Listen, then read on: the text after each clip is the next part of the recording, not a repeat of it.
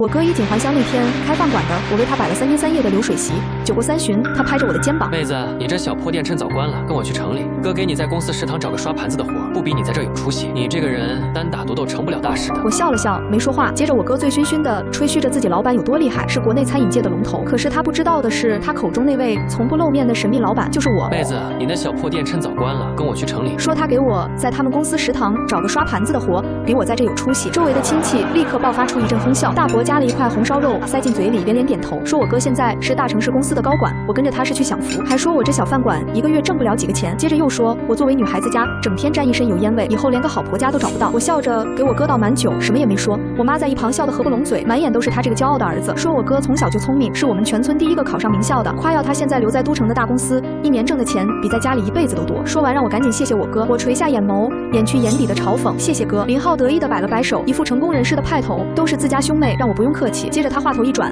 说丑话先说，在前头让我去了城里得听他的安排，说他老板是国内餐饮界的龙头，很神秘，还说要是我能在食堂干得好，说不定还能看一眼他老板的真容。他醉醺醺地吹嘘着，可是他不知道，他口中那位从不露面的神秘老板就是我。这3天3夜的流水席是我掏钱办的，连桌上的大龙虾和帝王蟹都是我从都城空运过来的。可在我妈和亲戚眼里，这都是林浩的功劳，他们惊叹我哥这趟回来真是衣锦还乡，连席面都办得这么气派，问是不是得花不少钱。林浩脸不红心不跳地接下了所有的夸奖，直言就一点小钱，大家吃得开心就好。我站在灶台前听着外面的高谈阔论，只觉得好笑。他以为我会对他的施舍感恩戴德，殊不知他脚下踩着的所有光鲜全都是我随手赏给他的，我勾勾手指头就都能给他收回去。10年前林浩考上了大学，家里拿不出学费，我妈毫不犹豫地让我辍学，把我的学费给了他，所以我只能一个人跑到都城打拼。一开始我只是一个洗碗工，10年的时间，我从洗碗工一直打拼到创立了鼎丰餐饮集团。如今鼎丰已经是全国最大的餐饮连锁品牌，而我那个名校毕业的哥哥不过是鼎丰旗下分公司的一个后勤主管，他甚至连见我一面的资格都没有。我之所以回到镇上开这个小饭馆，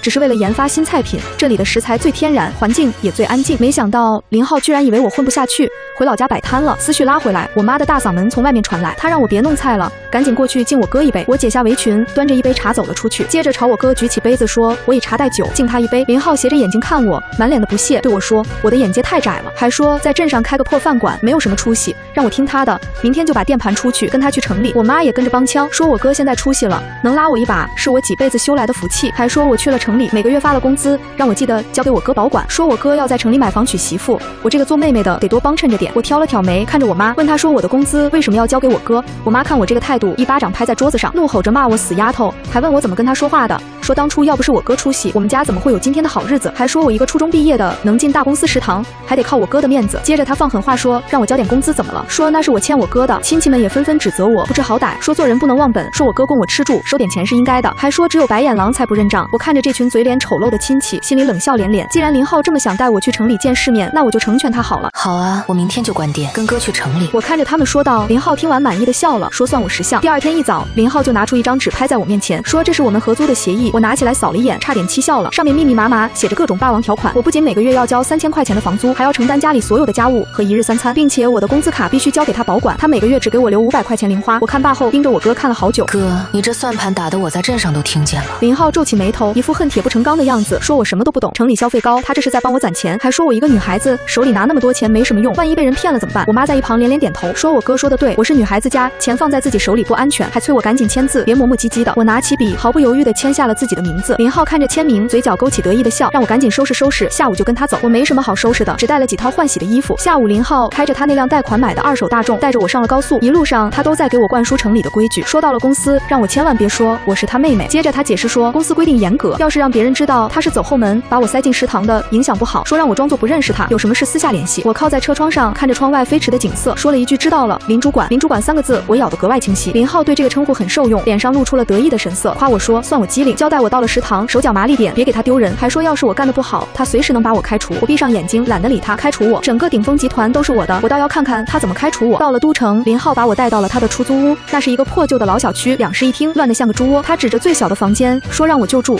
那接着说他今晚有个应酬，让我把他的西装熨好，还让我顺便打扫打扫卫生。他颐指气使地吩咐完，就倒在沙发上玩起了手机。我看着满地的垃圾和堆积如山的脏衣服，冷笑一声，林浩，我是来上班的，不是来给你当免费保姆的。林浩猛地坐起来，瞪着我说：“我签了协议的，质问我刚到城里就想翻脸吗？”我走到他面前，居高临下的看着他，告诉他说协议上写的是合租，而不是卖身。接着我又说他的衣服让他自己洗，垃圾让他自己倒。最后我威胁他说，否则我现在就走。林浩气急败坏的指着我说让我走，还说走了就别想进公司食堂，还威胁我说别以为城里的工作就那么好找。我没理他，转身就往外走。林浩见我真的要走，顿时慌了，他还需要我的工资来还房贷，怎么可能轻易放我走？他咬牙切齿的让我站住，顿了顿，又说了句算我狠，接着跟我说他自己收拾自己的，总行了吧？我停下脚步，回头看了他一眼，这还差不多。第二天，林浩带我去了鼎丰集团总部，站在气派的写字楼前，林浩理了理领带，一脸骄傲。看到没，这就是我们公司，能在这种地方上班，是你这辈子最大的福气。我看着大楼顶端鼎丰餐饮4个大字，微微一笑，确实是我的福气。林浩把我带到地下2层的员工食堂，食堂经理老王正在指挥后厨备菜。王经理，这是我那个远房亲戚来应聘洗碗工的。老王转过头，看到我的那一刻，眼睛瞬间瞪大了。林总，您怎么在这儿？还没等他说完，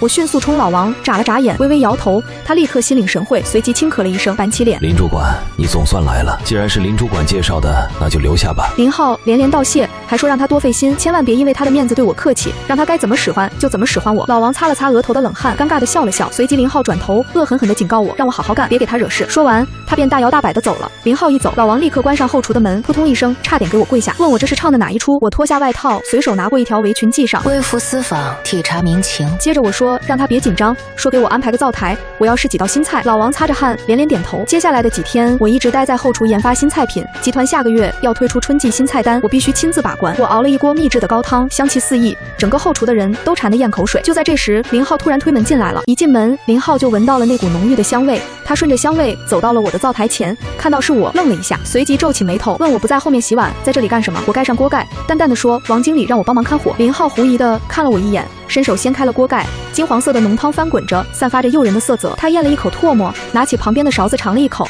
那一瞬间他的眼睛亮了，问我这汤是我熬的吗？我没说话。林浩的眼珠子转了转，突然露出一个贪婪的笑容，说这汤味道绝了，让我把配方给他。我冷冷的看着他，问他凭什么？他理直气壮的说凭他是我哥，还说公司明天要举行内部品鉴会，副总裁会亲自来视察，他要是把这道汤报上去，肯定能拿到一大笔奖金，说到时候他分我500块钱，500块钱买这锅汤的食材都不够。我看着他那副无耻的嘴脸，心里的最后一点亲情也荡然无存。我突然意识到，林浩不是骄傲，他是恶毒。林浩就像一条吸血虫，不仅要吸干我的血，还要踩着我的骨头往上爬。在他眼里，我只是个可以随意压榨的工具。我深吸了一口气，眼神变得冰冷。想要配方？好啊，我写给你。我随手扯过一张点菜单，刷刷刷写下了一堆食材的名字，当然我故意漏掉了最关键的2味香料。林浩如获至宝地，把单子塞进口袋，接着端起那锅高汤，大摇大摆地走了出去。我看着他的背影，嘲讽地冷笑，林浩，既然你想爬得高，那我就成全你，只希望你摔下来的时候别哭得太难看。第3天，鼎丰集团内部品鉴会在顶楼的宴会厅举行，副总裁陈助理亲自主持。我穿着洗碗工的制服，站在宴会厅角落的备餐区里，冷眼旁观。林浩穿着笔挺的西装，满面春风地推着餐车走了进去，对着在场的陈总和各位领导开口，称这道金玉满堂浓汤是他亲自研发的，顺势请在场的各位领导品鉴。他把汤一碗碗端到高管们面前，脸上的谄媚简直要溢出来了。陈助理端起碗，只闻了一下，脸色就变了，他太熟悉这个味道了，这是我独创的吊汤手法，全中国找不出第2个人能熬出这种香味。陈助理抬头，目光在宴会厅里扫视了一圈，当他看到站在角落里穿着洗碗工制服的我时，差点把手里的碗砸了。我面无表情地看着他，微微摇了摇头。陈助理深吸一口气，强压下心头的震惊，转头看向林浩，开口询问他这汤是否是他亲自研发的。林浩挺起胸膛，大言不惭地应声，称这汤就是他亲手熬制的。他还补充说，这汤是他用了30多种名贵中药材熬制了3天3夜才做出来的。陈助理冷笑了一声，他让林浩详细说说这汤里都用了哪些药材。林浩愣了一下，赶紧把昨晚背熟的配方念了一遍。陈助理越听脸色越沉，听完冷着脸反问了一句，林浩连忙应声笃定的回应。陈助理把碗重重地放在桌子上，胡说八道。陈助理厉声质问，指出这汤里明明还有雪莲和藏红花，林浩连自己放了什么都不知道。林浩顿时慌了神，额头上冒出了冷汗，慌乱的开口称自己可能是记错了。接着他急忙向陈助理辩解，坚称这汤真的是他熬的。陈助理刚要发作，我突然在角落里咳嗽了一声，他立刻会意，硬生生的把火气压了下去，接着深深的看了林浩一眼，突然换上了一副笑脸。他夸赞林浩，称林主管果然是个人才。顺着话头，他说既然这汤是林浩研发的，那下周的集团 VIP 答谢晚宴就由林浩来担任主厨。他还补充承诺，若是林浩能让那些投资人满意，就直接提拔他做分公司副总。林浩一听，眼睛都直了，分公司副总那可是年薪100万的职位，他激动得连连鞠躬，连声向陈助理道谢，信誓旦旦地表示自己一定不辜负他的期望。品鉴会结束后，林浩兴奋地冲进后厨，一把抓住我的胳膊，兴奋地跟我说他要升副总了。他紧接着强硬地要求我下周的晚宴必须给他把汤熬好。我冷冷地甩开他的手，告诉他我只负责洗碗，不负责熬汤。林浩气急败坏地骂我说我这死丫头不知好歹，说若是他当了副总绝不会亏待我，还对着我许诺只要我帮他度过这次难关，他每个月给我1000块钱零花。我看着他那副小人得志的嘴脸，觉得无比恶心，反问他1000块是打发叫花子吗？没有1万免谈。林浩气得破口大骂，说我要1万块是穷疯了，还对着我放狠话说信不信他现在就让我滚蛋。我脱下围裙扔在灶台上，顺着他的话开口说那我这就滚。林浩见我要走，立刻软了下来。下周的晚宴可是他升职的唯一机会，他根本不会做饭。林浩连忙松口，答应1万就1万，紧跟着他补充要求让我必须保证这件事万无一失。我转过身看着他应下了这笔交易。周末我妈和大姨突然来了都城，林浩为了显摆，特意向公司申请了家属参观的名额。他带着我妈和大姨在鼎丰集团的大楼里招摇过市，他对着我妈和大姨开口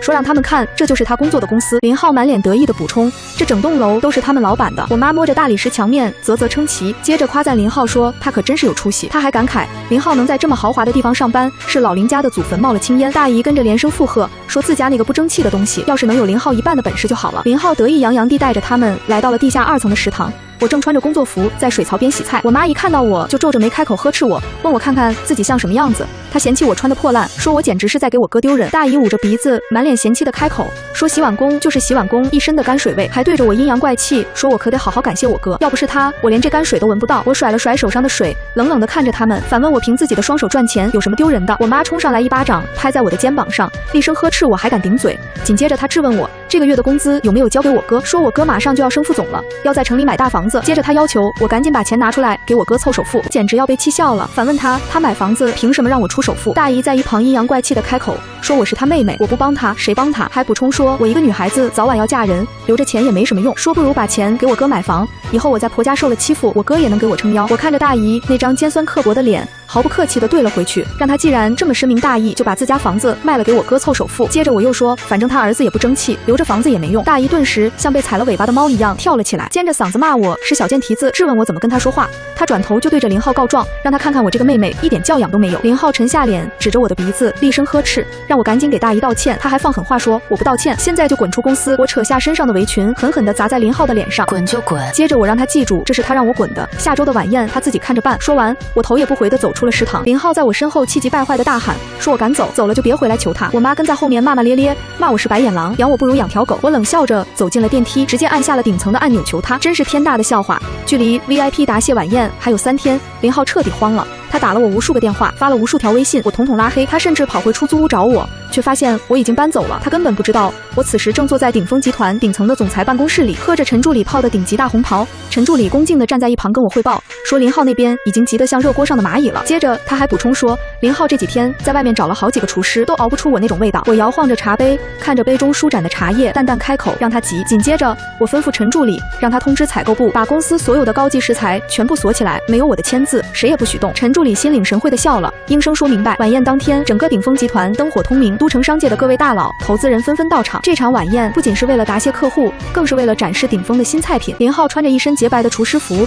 站在后厨里，急得满头大汗。他面前摆着几锅浑浊的汤水，味道闻起来简直让人作呕。林浩看着面前几锅浑浊的汤水，绝望地抓着头发，喃喃自语说怎么会这样，明明是按照单子上的配方熬的。老王在一旁冷眼旁观，不紧不慢地开口提醒林浩，前面的贵宾都已经入座了，陈总催着上菜。林浩一把抓住老王的胳膊，急声恳求他帮自己，让他随便找个厨师弄点什么汤糊弄过去。老王甩开他的手，冷笑一声，跟他说外面坐着的都是资产过亿的大佬。接着厉声反问林浩，拿随便弄的汤去糊弄这些大佬，是想砸了鼎丰的招牌吗？他还补充说这个责任他可担不起。就在这时，陈助理推开后厨的门走了进来，开口询问林浩汤准备好了没有，马上要上第一道菜了。林浩双腿一软，差点跪在地上，结结巴巴的跟陈助理说汤还没熬好。陈助理的脸色瞬间沉了下来，厉声质问他没熬好，他不是说这汤是他亲自研发的，万无一失吗？接着他怒声呵斥林浩，外面投资人都等着呢，他现在居然说没熬好。林浩结结巴巴半天说不出一句完整的话。陈助理冷哼一声废物，接着说既然他做不出来，那就让真正的研发者来做。林浩猛地抬起头，眼中满是震惊，喃喃重复着真正的研发者这几个字。陈助理转过身，对着门外恭敬地弯下腰，出声相请。后厨的门被彻底推开，我穿着一身剪裁得体的高定西装，踩着高跟鞋缓缓走了进来。所有的厨师和工作人员立刻停下手中的活，齐刷刷的鞠躬，齐声向我问好。林浩看着我，眼珠子都快瞪出来了，大脑彻底宕机，指着我结结巴巴的开口问我怎么穿成这样。他紧接着厉声呵斥我，让我赶紧滚出去。我走到他面前，居高临下的看着他。林浩，注意你跟老板说话的态度。林浩仿佛听到了什么天大的笑话，放声大笑起来，指着我反问：老板，就我一个初中毕业的洗碗工。他对着我厉声呵斥，说我是不是想钱想疯了，跑到这里来装大尾巴狼。接着他转头对着陈助理急声大喊，让他快叫保安把我这个疯女人赶出去。陈助理用看傻子一样的眼神看着林浩，厉声反问他是不是瞎了眼。他对着林浩郑重介绍，称我是鼎丰餐饮集团的创始人兼董事长林夏女士。接着他还补充说明，林浩口中那个神秘的龙头老板就是我。林浩的笑声戛然而止，脸上的肌肉剧烈抽搐着，看看陈助理又看看我，嘴里不停念叨着不可能，这绝对不可能。他歇斯底里的大喊说我是他妹妹，连高中都没上过，一直在镇上开个破饭馆。我冷冷的看着他崩溃的样子，开口告诉他，镇上那个饭馆只是我用来研发原生态菜品的私人厨房。我跟他说起过往，10年前他们拿走我的学费，逼我辍学。我告诉他，当年我一个人来到都城，在餐厅后厨洗了3年的碗，偷学了所有的手艺。说后来我盘下了一个路边摊，一点点做大，才有了今天的鼎丰。我看着他冷冷反问，他真以为自己那个名校毕业的文凭能在这个社会上横着走？林浩连连后退，撞翻了身后的调料台，各种瓶瓶罐罐碎了一地，狼藉不堪。林浩嘴里不停念叨着他不信，整个人失魂落魄。我没有理会他，转头看向老王，开口询问备用食材准备好了没有。老王立刻精神抖擞的应声说，早就按我的吩咐准备好了。我脱下西装外套递给陈助理，挽起衬衫的袖子，沉声吩咐，半个小时之内要让外面的贵宾吃到真正的金玉满堂。整个后厨瞬间高速运转起来，我站在主灶台前，手法娴熟地处理着食材，火光映照在我的脸上。我听到了外面宴会厅传来的催促声。半个小时后，始终香气扑鼻的浓汤被端了出去，宴会厅里立刻传来了一阵阵惊叹和赞美声，有人连声称赞这味道绝了，还有人跟着附和，说不愧是鼎丰的招牌，果然名不虚传。陈助理走到我身边，低声跟我汇报，说投资人们非常满意，想要见见这道菜的主厨。我擦了擦手，重新穿上西装外套，淡淡开口说，走吧，是时候去见见客人们了。我转过头看着瘫坐在地上的林浩，开口说，他不是想升副总吗？我给他个露脸的机会。几个保安立刻上前架起烂泥一样的林浩，跟在我身后走出了后厨。宴会厅里灯光璀璨，我一出场，所有的目光都聚焦在了我的身上。陈助理拿起麦克风，高声向在场的各位贵宾介绍，称我就是鼎丰集团的创始人林夏女士。他还补充说明，刚才的金玉满堂就是由我亲自烹制的。全场爆发出热烈的掌声，几个商界大佬纷纷端着酒杯走过来跟我寒暄，连声夸赞我年轻有为，还有人跟着附和，说早就听说鼎丰的老板是个奇才，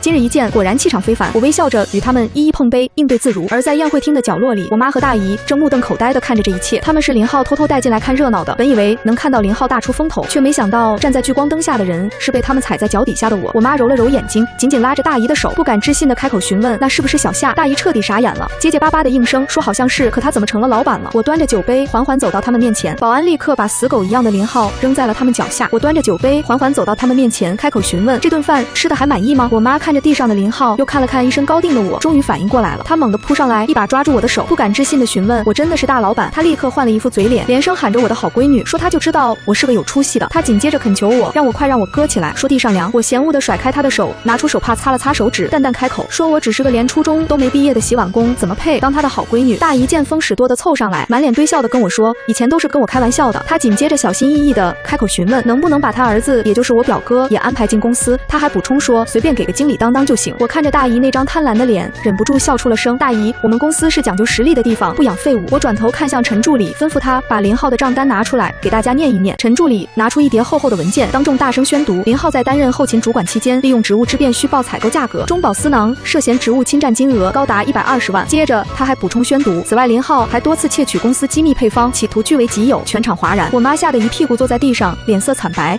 嘴里不停念叨着120万，这是要坐牢的。林浩终于回过神来，连滚带爬的扑到我脚边，抱着我的腿放声大哭，连声跟我说他错了。他哭着恳求我饶了他，说他是我亲哥，还哭着求我让我把这笔钱填上，说对我来说只是一笔小钱。我一脚踢开林浩，厉声质问他，逼我辍学的时候他当我是亲妹妹吗？接着质问他，逼我签那种卖身契一样的合租协议时他当我是亲妹妹吗？我最后质问他，偷我的配方去邀功，还要把我赶出公司的时候他当我是亲妹妹吗？我字字珠玑，掷地有声。林浩面如死灰，一句话也说不出来。我妈哭天抢地地爬过来，死死抱住我的腿，哭着恳求我不能眼睁睁看着我哥去坐牢，说我这么有钱，替他把钱还了就行了，甚至对着我放狠话，说我要是把他儿子送进监狱，他就死给我看。我居高临下的看着这个生我养我的女人，心里没有任何波澜。妈，你就算死在这里，我也不会替他出一分钱。他既然敢贪污公司的钱，就要做好坐牢的准备。我转头看向陈助理，沉声吩咐报警，把所有的证据交给警察。陈助理点点头，立刻拨打了报警电话。林浩听到报警2个字，彻底崩溃了。林浩像疯了一样想要冲过来打我，被保安死死按在地上，嘴里还歇斯底里的咒骂我，说我是毒妇，不得好死。我冷冷地看着他，淡淡开口，我好不好死不知道，但他的下半辈子肯定要在里面踩缝纫机了。警察很快赶到，带走了林浩。号，我妈和大姨在宴会厅里撒泼打滚，也被保安强行拖了出去。这场闹剧终于结束了。投资人们不仅没有因为这个插曲生气，反而对我雷厉风行的手段大加赞赏，连声称赞我大义灭亲有魄力。晚宴结束后，我一个人站在顶楼的落地窗前，俯瞰着这座繁华的城市，10年的委屈，隐忍心酸，在这一刻终于烟消云散。陈助理走过来，递给我一杯温水，恭敬地跟我汇报，林浩的案子已经立案了，证据确凿，最少判5年。他还询问我母亲和大姨还在楼下闹，要不要派人把他们送回老家。我接过水杯喝了一口，淡淡开口，不用管他们，让他们闹。我紧接着吩咐他停掉林浩所有的信用卡，收回他的出租屋。我补充说，他们在城里活不下去，自己会滚回去的。从今以后，我不再是谁的妹妹，也不再是谁的提款机，我是林夏鼎丰餐饮集团的董事长。至于那个镇上的小饭馆，我会把它打造成全国最高端的私房菜馆，只接待懂我手艺的人。至于那些吸血的亲戚，就让他们在泥沼里烂透吧。我转身走向办公桌，翻开下一季度的企划案，属于我的商业帝国才刚刚开始。指尖抚过企划案上标注着原生态食材基地的板块，墨色的字迹落在纸上，像我一步步踩出来的人生路，扎实而坚定。陈助理轻手轻脚地退了出去，合上办公室门的瞬间，彻底隔绝了楼下宴会厅残留的喧嚣与狼藉。我靠在宽大的真皮座椅上，缓缓闭上眼，没有去回味刚才那场大快人心的闹剧，也没有去想那些亲戚扭曲贪婪的嘴脸，脑海里闪过的是10年前那个闷热的夏日，我攥着被撕得粉碎的高中录取通知书，蹲在村口的老槐树下，哭到天光大亮的模样。那时候的我以为被家人夺走读书的机会，被亲哥抢走所有的退路，我的人生就已经烂在了泥里。可现在我才明白，能把我从泥沼里拖出来的，从来都不是旁人的施舍与怜悯，只有我自己不肯认输的那股劲。窗外的天已经蒙蒙亮，都城的霓虹渐渐褪去，晨光穿过落地窗，落在我摊开的企划案上，给冰冷的纸张镀上了一层暖光。我拿起笔，在食材基地的规划页上签下自己的名字，笔尖划过纸张的声音在安静的办公室里格外清晰。这是我筹谋了2年的计划，要在老家的镇子周边建一个全链条可控的原生态食材基地，从源头把控鼎丰所有门店的食材品质。而镇上那个被我哥和亲戚们嘲讽了无数次的小破饭馆，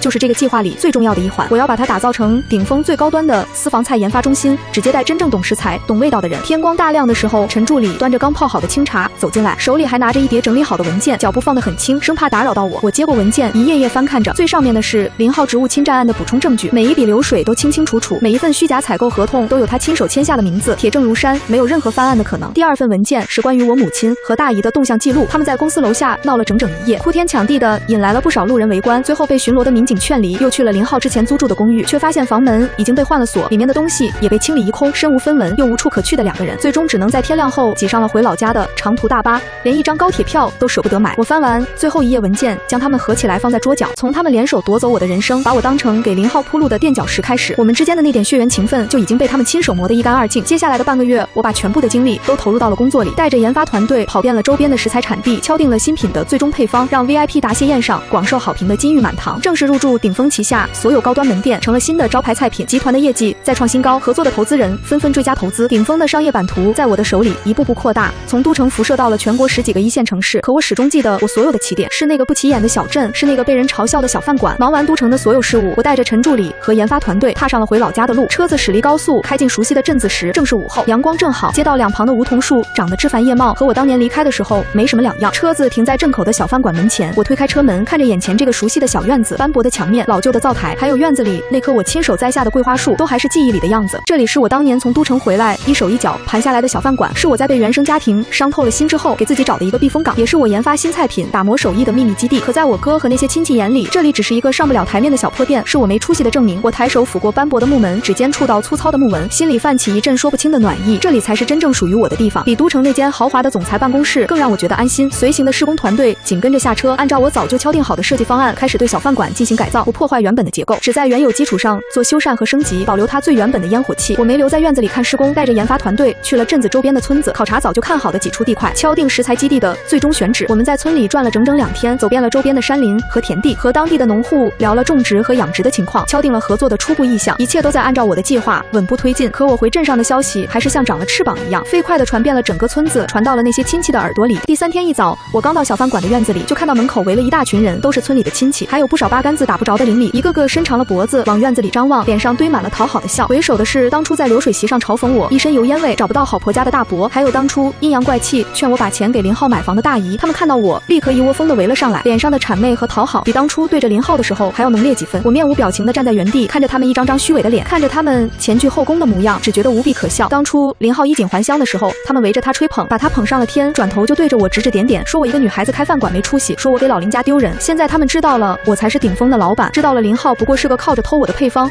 贪污公司钱往上爬的跳梁小丑，知道了我手里握着他们一辈辈子都赚不到的财富，就立刻换了一副嘴脸，凑上来想沾光。我没有理会他们的示好，转身走进了院子，示意保安关上大门，把所有的喧嚣和虚伪都隔绝在了门外。关上门的那一刻，我听到了门外传来的窃窃私语，还有大姨尖着嗓子的抱怨，可我根本不在意，他们的看法从来都影响不了我分毫。接下来的几天，这些亲戚每天都守在饭馆门口，变着法子想跟我搭上话，有的提着自家种的蔬菜，有的拿着家里的土鸡蛋，还有的甚至把家里的孩子带过来，想让我给孩子在城里安排个好工作。我始终没有开过一次门，没有见过他们一次，也没有给过他们任何一点希望。我太清楚这些人的嘴脸了，一旦我松了一次口，给了他们一点好处，他们就会像吸血的蚂蟥一样死死地缠上我，再也甩不掉。当初林浩就是最好的例子，不过是在公司里当了个小小的主管，就被这些亲戚捧得找不到北，最后一步步走上了歪路，落得个锒铛入狱的下场。我不会重蹈覆辙，更不会让这些人毁了我辛辛苦苦拼出来的一切。就在我忙着敲定食材基地的合作合同时，我母亲也找上门来了。她没有像其他亲戚一样守在门口，而是直接找到了我住的酒店，站在大堂里，一站就是一下午。我从外面谈完合作回来，在酒店大堂看到她的时候，她整个人憔悴了一大圈，头发白了大半，再也没有了当初在流水席上看着儿子满脸骄傲的模样。她看到我，嘴唇动了动，眼里蓄满了泪水，却没有像之前那样撒泼打滚，也没有哭天抢地，只是安安静静地站在那里看着我。我面无表情地从她身边走过，径直走进了电梯。电梯门合上的那一刻，我透过门缝看到她捂着脸，缓缓地蹲在了地上，肩膀不停地颤抖。可我的心里依旧没有半分动容。不是我铁石心肠，是她早就把我对她的所有期待和亲情都亲手碾碎了。从小到大，她的眼里只有她的宝贝儿子林浩，所有的好东西都要先紧着林浩，所有的委屈都要我来受。她可以为了林浩的学费逼着我辍学打工，可以为了林浩能在城里买房逼着我拿出所有的积蓄，甚至在林浩犯了错之后逼着我替他承担后果。她从来没有问过我累不累，从来没有问过我过得好不好，从来没有把我当成她的女儿，只把我当成了扶持林浩的工具。现在林浩进去了，她的指望没了，才想起了我这个女儿。太晚了，从她逼着我辍学的那天起，从她看着林浩抢走我的人生却笑着说我应该的那天起，我就没有母亲了。第二天我就收到了法院的传票，我母亲把我告上了法庭，要求我支付她巨额的赡养费，每个月给她2万块钱，直到她终老。我看着那张传票，忍不住笑出了声。她终究还是用了最极端的方式，想从我这里榨取最后一点价值。我把传票递给了我的律师，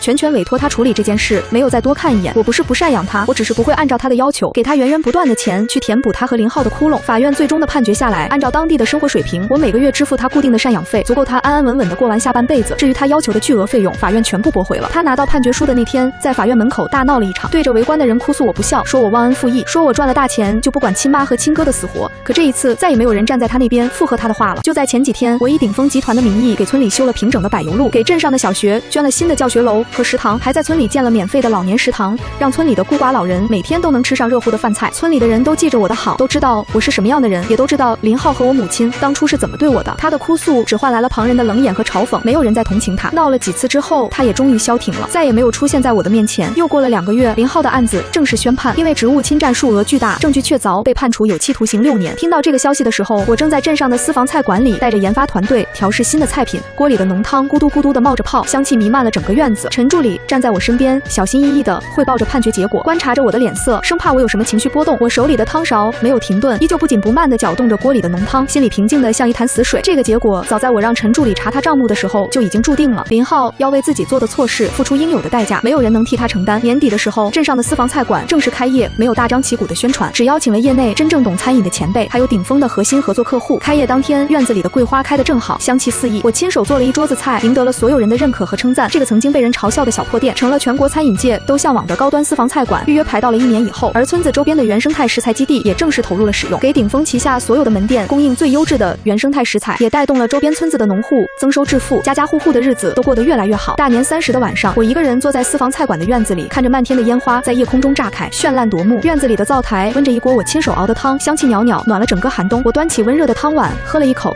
暖意从喉咙一直流到心底。10年饮冰，难凉热血。我终于靠着自己的一双手，把那些被夺走的人生一点点抢了回来，终于摆脱了原生家庭的枷锁，活成了自己想要的样子。我不是谁的妹妹，不是谁的提款机，不是谁的垫脚石，我只是林夏，是顶峰餐饮集团的创始人，是我自己人生的主人。远处的烟花还在不停绽放，新的一年已经到来，而属于我的故事，属于顶峰的商业传奇才刚刚拉开序幕。